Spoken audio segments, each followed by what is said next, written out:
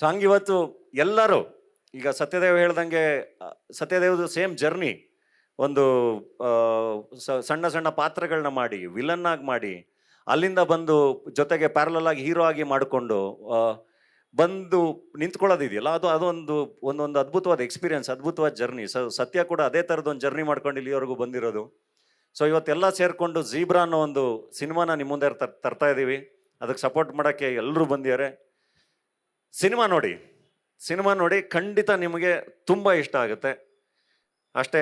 I think ತುಂಬ ಮಾತಾಡಿದೆ ಅನ್ಸುತ್ತೆ. Thanks everyone. ಯಾರನ್ನಾರು ಮಿಸ್ ಮಾಡಿದರೆ ಡೈಲಾಗಿಂದಾನೇ ಶುರು ಮಾಡೋಣಲ್ಲ, ಝೀಬ್ರಾದ ಹೇಳ್ಬಿಟ್ಟು.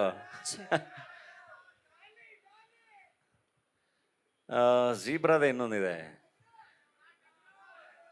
ನಿನಗೆ ಒಂದು ಮಾತು ಹೇಳ್ತೀನಿ ಸೂರ್ಯ. ನಿನಗೆ ವಾರ್ನಿಂಗ್ ಕೊಡೋ ಕೆಪಾಸಿಟಿ ಇರೋರಿಗೆ ಸಜೆಷನ್ಸ್ ಕೊಡಬಾರ್ದು ಅಂತ. ಅಂಕಲ್ನ ಹೊಡಿತೀನಿ ಸುಬೇ. Thank you.